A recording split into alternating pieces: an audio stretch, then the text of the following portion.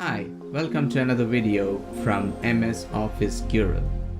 We hope you like the video and subscribe to our channel. Let's get started. If and. If and is a combination of two functions, the if function and the and function. To check for multiple conditions, and if all of them are true, we can use the and function. In this example, if it is between 20 and 40, we'll say that it is allowed. If it is less than 20, it is not allowed. And if it is greater than 50, it is not allowed. Let us start using the equal sign, if, open brackets. Now we will type the and function. The and function will check for every condition inside of its parentheses, and if any one of them is false, it will return false.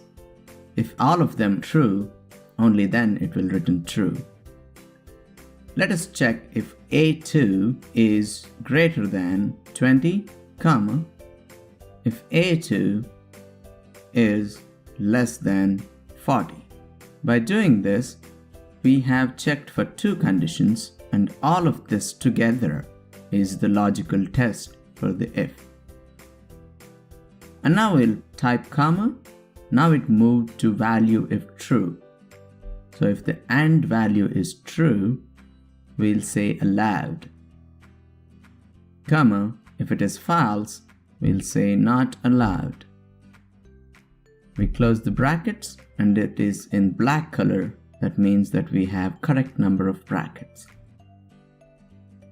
Now hit enter and we can see if the condition is true or false, if it is allowed or not. Now we need to make E2 and E3 absolute references by pressing F4 after selecting those cells in the formula. Dragging down the formula using the autofill, we'll get answers for every cell here.